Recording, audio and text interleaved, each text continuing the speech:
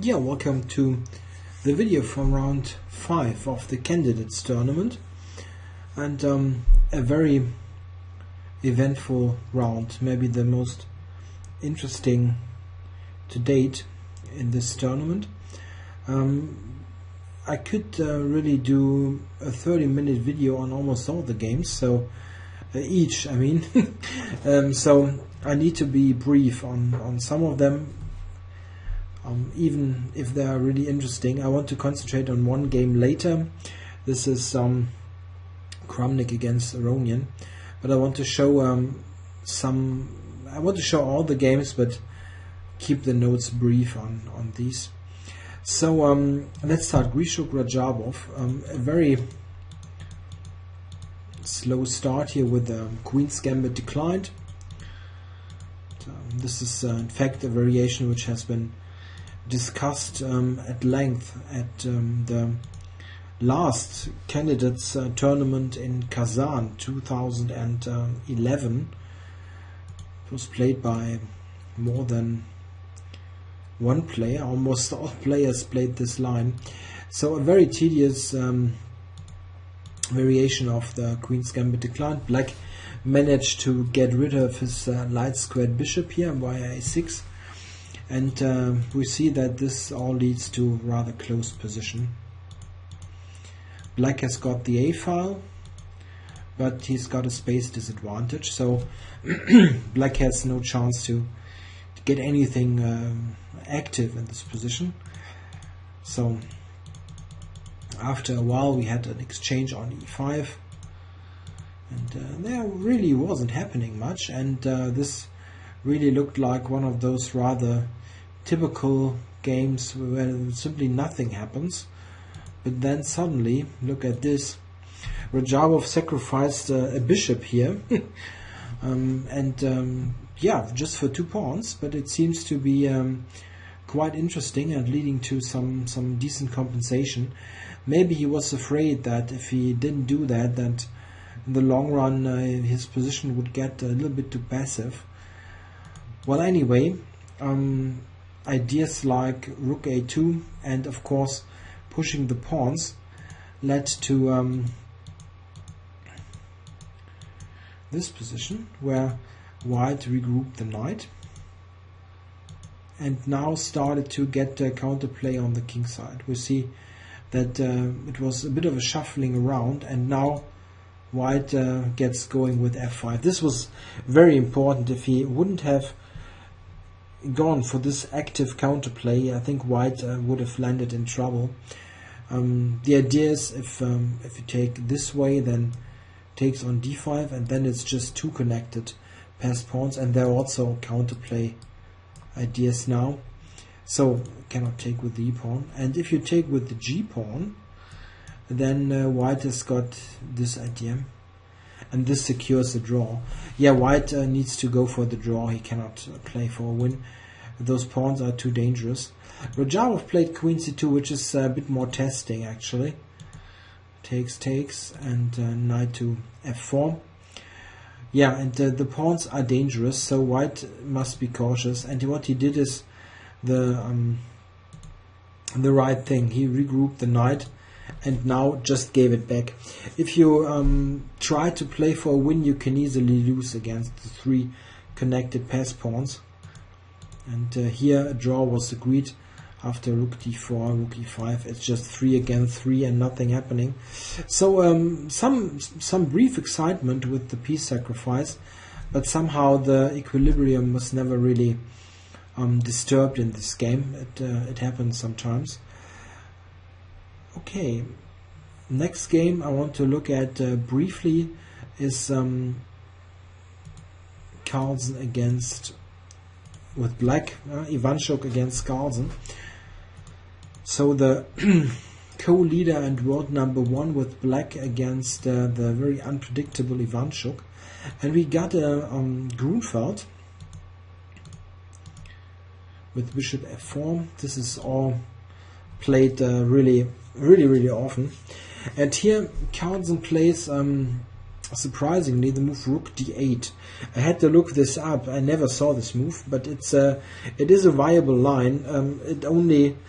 It's really out of fashion and seems to be somewhat weaker than the normal continuation, which is the simple capture on c4, where this happens, and black usually is very close to equality. But maybe he wanted to pose more problems and played rook d8. He took some time for that, though. Yeah, Ivanchuk took 30 minutes for queen a4. Yeah, he's just unbelievable. He lost 2 times already on time in this tournament, and still he's burning time like no tomorrow. So he advanced here on the queen side and got really, I think, look at this, a quite good position. I mean, white has great development, good pieces. He's got pressure on this pawn, and black is really in a box still. So it should be something for white. Carlsen defended very well, though. He's not world number 1 and all-time ELO records holder for nothing. He's a great defender. Yeah, now he gives up this pawn. But this should be better for white in a way. Ivanchuk kept some advantage all the way, but it somehow wasn't that serious. I mean, a couple of moves later we see that, if you look at the clocks, that Ivanchuk is getting low on time again. But he managed to keep his extra pawn, and got a couple of exchanges. Yeah, Carlsen with his pieces protecting those entry squares, and I think there's some reasoning to say that black maybe has got some compensation for the pawn. It's not like something you do deliberately, but it somehow worked this way. Black has ideas with rook c8, rook c2, or rook c4 maybe. Those pawns on b5 and a2 are not exactly great, so black has a bit of play for the pawn, and we see that now. And yeah, first protecting and kicking this knight back, and now king f7. Yeah, now we see this counterplay. Probably Ivanchuk at this point had chances to improve, but it's difficult. I couldn't really pinpoint an exact move. As mentioned, he keeps something all the way, but here, for example, covers a4, and in fact around here Ivanchuk had offered a draw, but Carlsen declined, funny enough, with the pawn down. But he thought that he would win back a pawn, and then maybe can try something. He was very critical about this decision in the press conference. I managed to saw that he was really a bit angry with himself that he didn't realize that he's still in danger here. Okay, he also said, which is quite interesting, that in general he thinks well, the draw is well, he shouldn't accept the draw on general grounds because the game should be played out. Okay, but if you're worse and are in trouble, you should maybe take it. Yeah, well, he said it himself, he should have taken it. Okay, the thing is, he thought probably that okay, you will get the pawn back, which is true, but probably he should do some waiting move here instead of capturing. He took now immediately, and now there's knight e4, and you could see it on the webcam that he had underestimated this move. Sometimes you really can see it in the body language, and he saw this move rook c7 coming before, but he did some sort of miscalculation, and now he realized that it could be trouble. This is the best defense, really, setting up this maneuver. The only good thing here about black's position is, of course, the king. It is on e6 and helps with the defense. And well, this pawn is also a possible target. White repeated here and then exchanged rooks. Yeah, it's really interesting, this position, if white is able to do something here. Maybe he is. I mean, in the press conference, I think both players agreed that it is probably a draw, and Short, who did the onside comments, also said he is pretty sure that it's a draw, and maybe there is something in the game. We had this exchange, and now black with the counterplay against the pawn. So white tried to get something going quickly on the king side. You cannot also just give away the pawn. So he attacked himself with h5, takes, and now the king gets active. So black's got this counterplay now and the active king, and this is the main thing. You can basically here already see the drawing idea. Black wants to go with the king here, abandon this pawn, and get rid of all the pawns. We see this happening in the game. This knight is catching the g pawn, and now black attacks the remaining two pawns, which get liquidated here. And it's a draw. They played these last couple of moves until everything was gone. Maybe there was something even in the end game, but a bit of a hairy game for Carlsen. He was in trouble right out of the opening, and somehow managed to wriggle out of this. But it was a shaky game. He could have easily lost this, I think. Okay, so now a look at Svidler against Gelfand. Quite a battle, I can say that much. This is a funny moment, I think, that they play Grunfeld with Svidler being white and Gelfand being black. This is simply simply funny, because Svidler is the #1 expert and the real Grunfeld addict for all his life. And Gelfand never played the Grunfeld before the WM match, the World Championship match last year against Anand, where he played the Grunfeld as a surprise weapon, and now he plays it again against Svidler. I think I didn't have the time to look it up, but probably they have like 30 games, 40 games or something like this played with Gelfand being white in the Grunfeld against Svidler. So we have reversed roles. Okay, Svidler took and played bishop d2. This is an interesting sideline, and it gets even more obscure now. Knight to b6. This attacks the pawn. Now the normal move is just knight f3, or moving the bishop again, like bishop g5 or something. He played e3 though, bishop g7, and now he played the really weird move f4, which is a bit of a shock if you look at it for the first time. White sets up something that looks a bit like a stone wall, but of course it's an half open center. Yeah, this is funny enough a move that actually computer engines approve of. Interesting.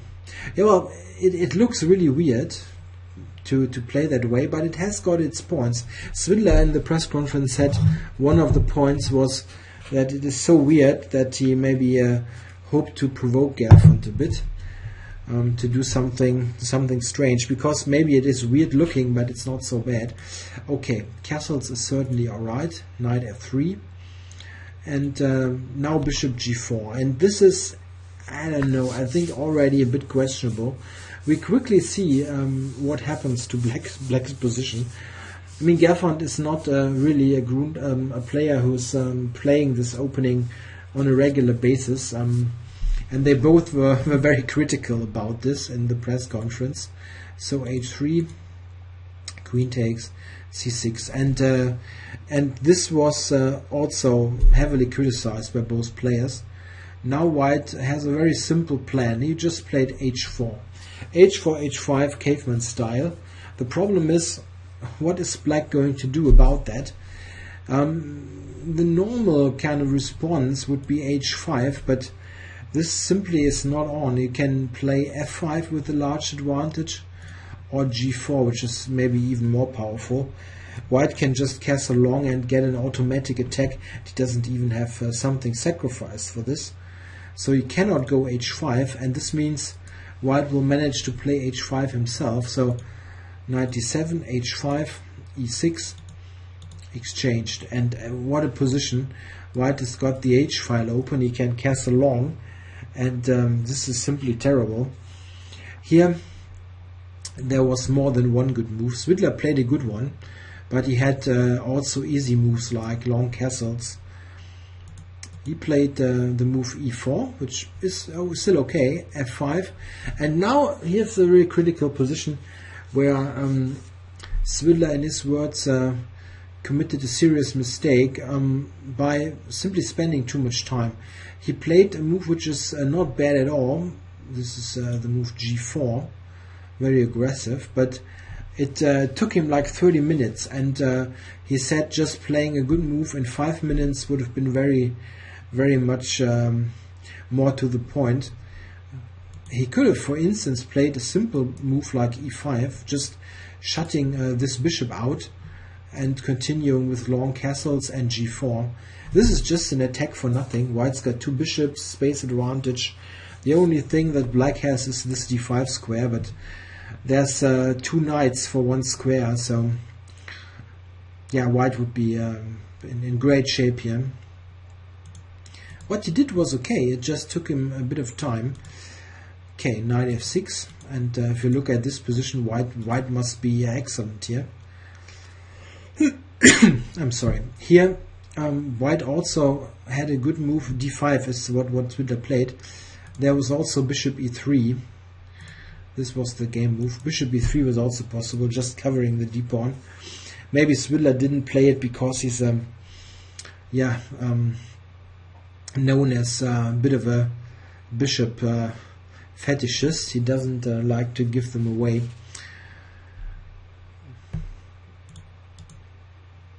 d5, very direct move, takes, and long castles. The idea was to temporarily sacrifice a pawn and get it back later here on d5. And white is still in great shape, but he loses the threat in the next couple of moves.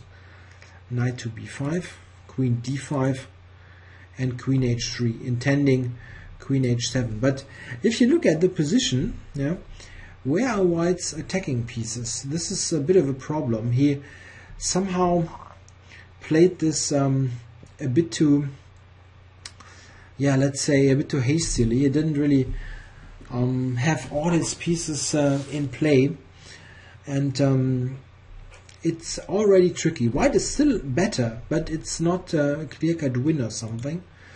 Rook c8, king b1, and rook c6. This covers the d6 square, so that you can actually sacrifice an exchange here. Svidler now played e6, and this is a mistake. It is based on a concrete line or concrete lines, but they don't really seem to work out. With a move like bishop c1, rook c1, not bishop c1, rook c1, he could have continued with exchanging this rook and then trying to play knight to d6. This still would have been quite good for white, still maybe maintaining some advantage. Well, he went with e6, and okay, this has some ideas. If black now take with the rook, for example, knight c7, it's a very big fork, and this wins even. So what is black supposed to do? He took with the queen, not much choice, and then bishop g2. This was the idea, gaining a tempo, but black's got this fork, Queen h7, king, rook e1. It's very tactical, and they both approached real-time trouble, 19 minutes and 13 minutes for really a super complicated position. Queen f6. Yeah, and now another very critical moment. We see that rook h8 is a possibility, trapping the queen. Also, white is attacking the rook all the time. This is also in the position. He played the capture and knight to c7. And now rook h8. In fact, here Gelfand also could have played knight e4, which would have been quite interesting. Maybe it's even good for black. But he went rook h8, and here Svidler played a funny move. He took on h8. It's really interesting. He could have played another weird move, which probably secures the draw. This is rook to e6. Weird counter attack against black's queen, and black has not much of a choice. He needs to take here. Then you have got rook f6, and now this rook is also hanging. Bishop, rook h7, king here and back. Knight e4 and king c2. Something like this is probably around equal and should maybe end in a draw. He took on h8 though. It's a very funny idea. Recaptures and knight to e8, and now look at this queen. It doesn't have many squares.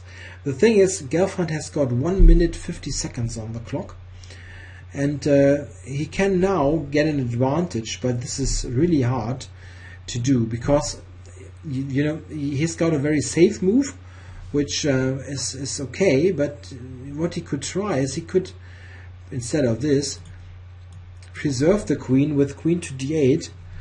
However, after rook takes h8, this looks really tricky. Look at this king. Knight d5 is the only move. Everything else loses even. Check. And this position. And you need to judge with 1 minute on the clock that this position is good for black. And this is tricky. Look at the king. It is in trouble. I mean, there are all kinds of moves possible, and nothing seems to really work. White is not very well coordinated, but you can easily see ghosts in this position. This is why Gelfand didn't play queen d8. He just took this rook and returned material. And this after knight f6, knight g3, with the intention to go to e4, led to a draw. Here, Gelfand offered a draw, and Svidler, obviously also a bit disgusted that he spoiled this brilliant position out of the opening, accepted the draw. It's probably really around equal. I'm still surprised that the chess engine just gives this as 0-0-0, but okay, it's really around equal. Black's got 2 pawns for the exchange, and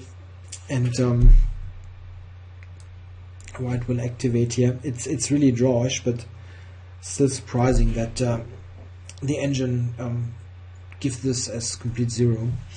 Yeah, great fighting game, which is really complicated around here, and I didn't have the time available to do a real deep analysis. I pointed out the most important junctures though, and really a shame for Svidler that he didn't manage to win this kind of position. I mean, this is so overwhelming for white. If a player, let's say 300 points better than you, would offer you a draw, you must decline as white, because it's so much advantageous that you cannot take a draw. Okay, so I still have one game, and this was Kramnik against Aronian.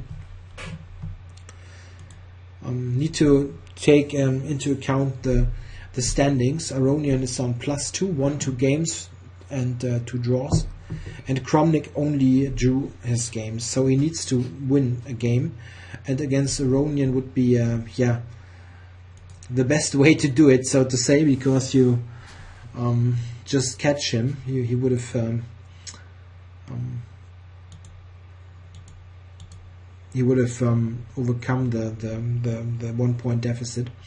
E6, C4, and C6. So we have a Réti system, Réti opening, quite a rare guest at this level because it's not the most forcing line, but it's very interesting still that Kramnik goes for that. One ratio behind that is certainly that these kind of openings, while not being so aggressive instantly, keep pieces on the board and allow you to get play later. It's not so often that in those lines you get some forced line which simply exchanges all pieces and it's a draw. That sometimes happens in more aggressive looking openings. One example, not of a super aggressive opening, but yesterday we've got the game Aronian with white against Svidler, where Svidler played some rare line in the Queen's Gambit accepted. He had a great preparation, obviously, and the board was empty after 20 moves, and this doesn't happen in this opening. Maybe there are sometimes not so directly aggressive options, but later it often gets interesting. So castles, knight f6, and now Kramnik plays c takes d5. This is a way to fight for an advantage. A move like b3 is also possible, but c takes d5 is maybe more interesting. One point is that after e takes d5, this is actually a quite good structure for white. The idea is to play e4 later. This, for example, was seen in the game Carlsen against Karjakin in Wijk-aan-Zee in the Tata Steel tournament, which ended in this very interesting long endgame win that Carlsen managed to do.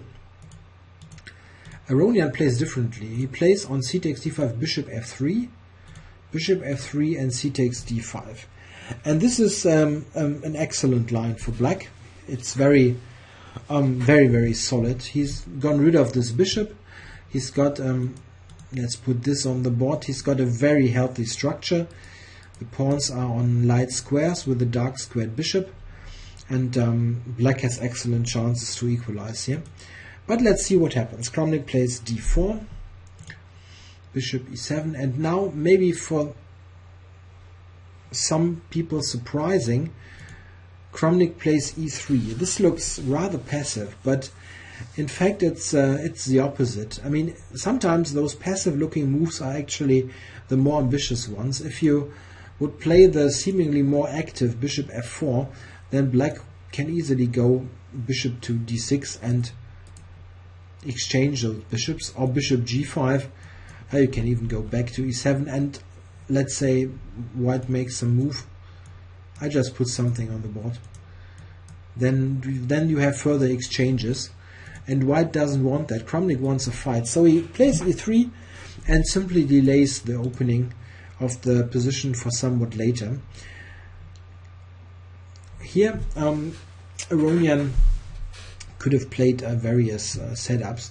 He decided on a direct attack on the queen side. Queen to b8, rook c1, rook c8, bishop g2, and now b5. This is interesting. He gains space on the queen side, and this now leads to interesting complications.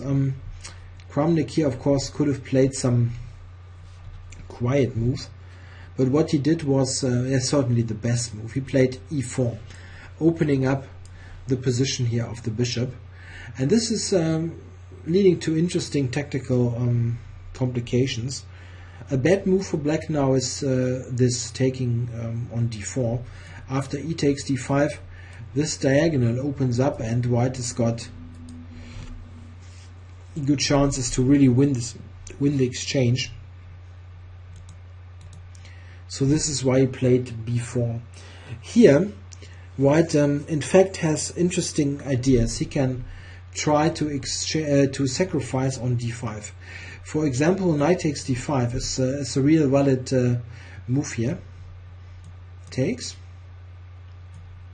and takes. Now what is black supposed to do. You can go on here, takes d6, bishop d6, and now bishop and queen takes. And now at the end we see that this backfires. It's an interesting idea, this knight d5, but it's not really working. Knight f3, the long diagonal, this is the problem. But the idea is very much interesting, and we see bishop f4. If now Aronian must move the queen, if he would go to d7, then knight d5 is actually winning. Look here, takes, and now the knight is attacked. If it retreats or moves away, then d6 is winning. The queen is hanging, there's e7 hanging, and it's simply a big disaster. Black loses huge amounts of material. So the queen being attacked now has only got this square, queen to b6, and now it works really nicely. Knight a4, attacking the queen. You cannot go here, of course, because of rook c6, winning a piece. So queen a5, this is our force, and now e5. And now we see from a rather timid position where not much was happening. Look here, what white has managed now after b5. It's got e4 in and e5 in, and now this is quite a nice position for white all of a sudden. Knight here and bishop e3, and now this is a simple but very dangerous plan. Note that all black's pieces beside the bishop, and you could argue about that also, is away from the king. The king is only defended by his 3 pawns, and the queen is on the queen side, the rooks are here, there's no defense on the king side. So white has really legitimate chances to drum up a good king side attack. Knight to b6, attacking this knight, and after the exchange opening up the a file. So black has got some counterplay here, and in fact if you look at this position now, how is white supposed to protect the a pawn? Simple answer, not at all. He simply gives it away and goes for f4. So white must take the chance here to attack on the queen side. Here, of course, black must think about this threat f5, what to do.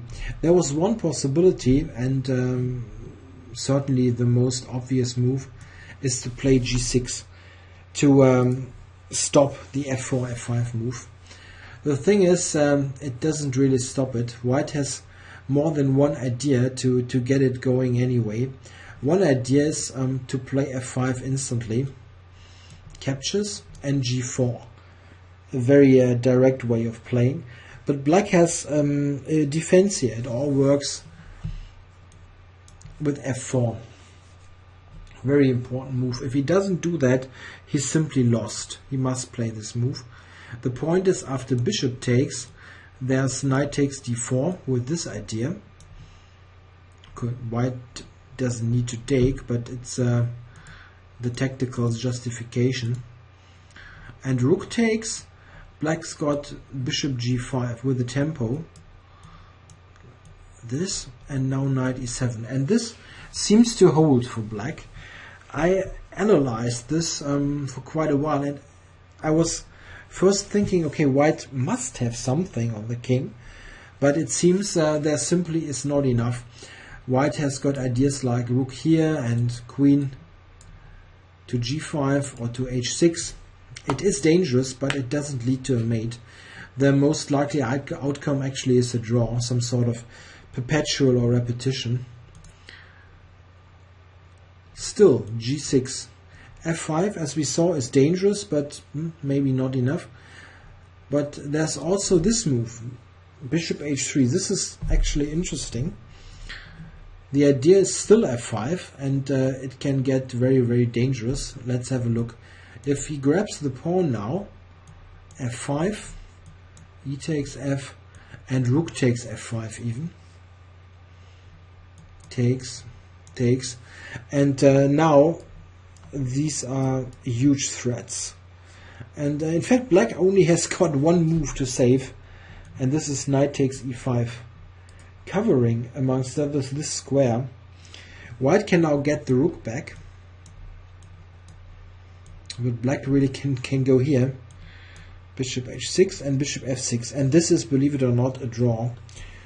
It's impossible to mate black. It looks really hairy, but white cannot really get into black's position with some checks, and once you, for instance, leave with the queen to some square, let's say here, it's a very bad move, but just to show the point, if you go there, black simply takes here, and now it's got a ton of counterplay. Queen takes d4, bishop d4, and so on. This is really a draw. I mean, yeah, it's possible so that g6 was a good defensive move, but of course, after g6, white can try all kinds of things. I just showed two of them. There's also g4, for example, and it's very dangerous, really. Okay, Aronian grabbed on a2. Just take the pawn. And now Kramnik came up with a great plan. He played f5. This is easy. Black must take. There was also this threat, so you must take. And now b3, and this is really, really strong. This cuts this diagonal, so now d5 is really hanging with this bishop, and the queen is really cut off now. What is black supposed to do? It seems that if you analyze this with a little bit of time on your hands, and with the typical help of a chess engine, that knight to d8 is a good defense here. Knight to d8. Aronian played something similar, but this also involves some tactical ideas that are basically impossible for a human to spot. One line which is not 100% forced, but which is too funny to omit it. Let's have a look at this. Black attacks the bishop.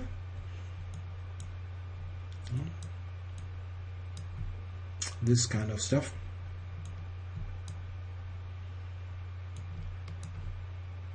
So this position, it's really dangerous for black. What is he supposed to do? Let's say he plays a passive move just to show him, rook back or something. Then you can, if you want, simply drop this back. It's also white has got two bishops, a center, and so on. So black needs to do something drastic to overcome that. Oops, this was the wrong button. I'm sorry. I'm sorry. Yeah, I must show it. I'm sorry. I must show this variation. It was simply too cool. Okay, let's put this on the board again. We were here. Queen e2, rook f5. And the move I want to show is bishop to g5. This is just a very cool move. The idea is, if white takes whatever piece, both pieces, it's the same thing. Here, rook a2, and now there's no piece coming to f2. With the bishop on e3 still, there was rook f2 or bishop f2, and now there's queen takes h2 threatened, and white has simply no way to prevent it. It's really, really funny, and this is a draw actually. It's quite funny. Okay, so back to the game. Aronian dropped back with the queen to a5, and covering d5 that way, didn't want to allow the bishop to take. Very understandable. Queen f3, and now knight d8. This was his plan. The knight is actually rather logical. On d8 it covers f7 and allows knight to e6. And in this position here, Kramnik probably missed his big chance in the game. I'm actually suspecting there were some after that even, but here it is probably a really big one. He could have played here rook takes c8, rook takes c8, must recapture, and queen takes f5. And this seems to lead to a decisive attack. At least I had I've tried to defend this as black, but I didn't manage. The big point is if black plays rook f7, c7, which looks logical, covering here, white has got the very strong move e6, and this is the decisive attacking motif. What is black supposed to do here? It's really, really difficult. The point is, if he takes with the pawn, there's queen h5, now threatening on e8, and black has no way to cover that. Let's say queen b5, this looks like a good move, covering this. Then white has the brutal bishop e4, utilizing this pin here on the 5th rank. h7 is hanging with mate, h6, bishop h6, hammering away, so it's a decisive attack. If black tries to cover e8 with the g6, then there's this move, actually with a tempo, very bad for black. Let's say queen here to cover bishop h6, and there's this mate, and it's unavoidable. It's no way to prevent it or lose the house. The computer actually gives a forced mate here. I just saw it. Yeah, it's over, and probably this was the big chance. Taking on c8, taking on f5.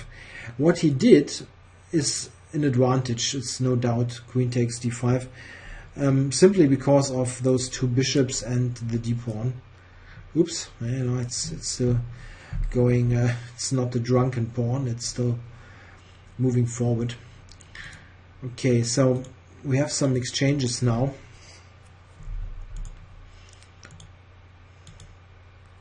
And Aronian going for counterplay against the b3 pawn.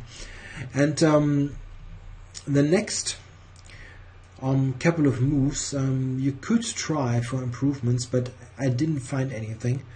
White actually used his d pawn, and black got counterplay with the b pawn.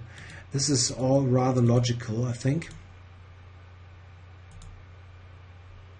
Yeah, g5, this intense counterplay with knight e6 and f4.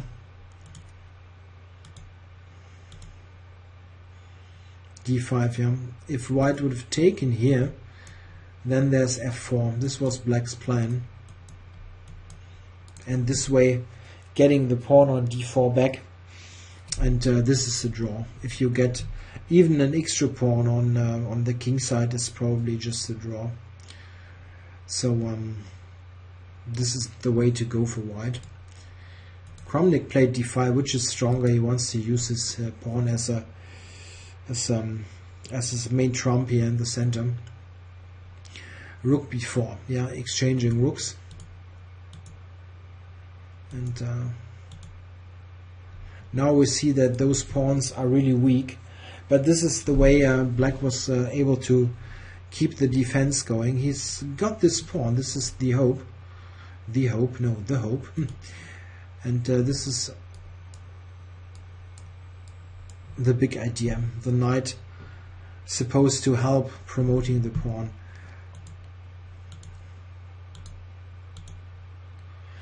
Here it comes, the b pawn.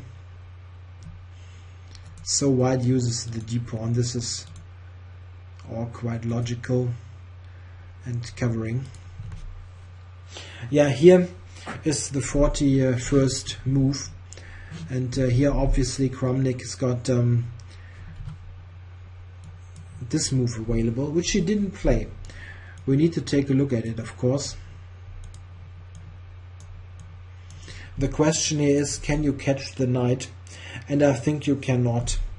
Actually, I did some analysis on this, and I didn't find a way to catch the knight. Also checked with an engine, of course, and it didn't manage to capture the knight as well, so I'm pretty sure it's not possible. And if you cannot get this piece, then it's probably a draw with some sort of fortress. Black just stays here with king and two pawns, and white has got no pass pawn. It's very likely a draw. And this is also why Kramnik didn't play it. He saw this, obviously. He tried something else. He tried king e3. The idea is, and this is quite funny actually, the idea is if black now would get the new queen, he would play in this way, king to d3, trying to cut the knight first and then only then promote his pawn.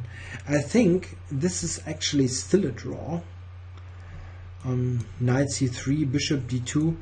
Black's got this funny resource. Oh, here it doesn't matter. And this is still the drawish endgame that I mentioned. Kramnik, however, Aronian, of course, yeah, it's his move, however, played something else, and this is probably better even.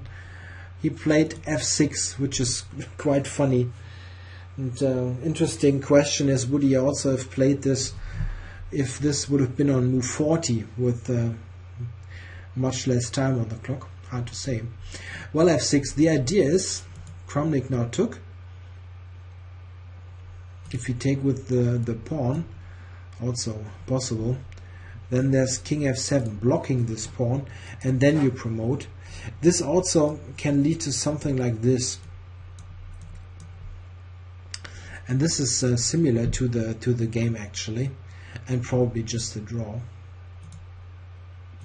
Took with the bishop, check, take here, and king here. So we are suddenly in an opposite colored bishop's endgame where white has got 2 extra pawns, but the question is, can you win it? And I think you cannot. Bishop takes, king takes, and now this they continued for quite a while, but Kramnik didn't make any progress. Can fast forward a couple of moves until Kramnik played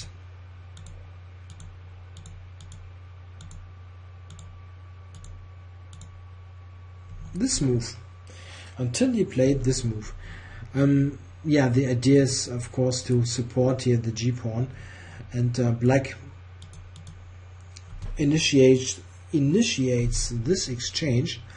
And here you can also see the big problem of this position.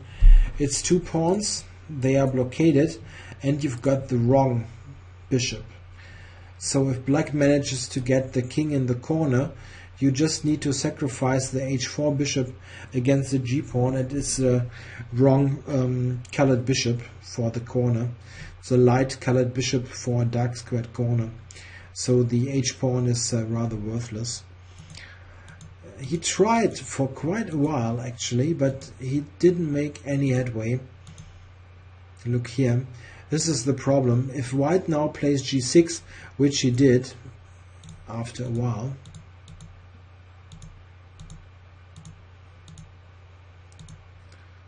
here we get this position where black has taken away all squares for the white king, and there's simply no way to make any headway. Black just plays bishop f8, g7 till hell freezes over and gets the draw. There's nothing to do. I think they agreed actually now. Yeah, they agreed to a draw now. So I think Kramnik missed a big chance with his attack here.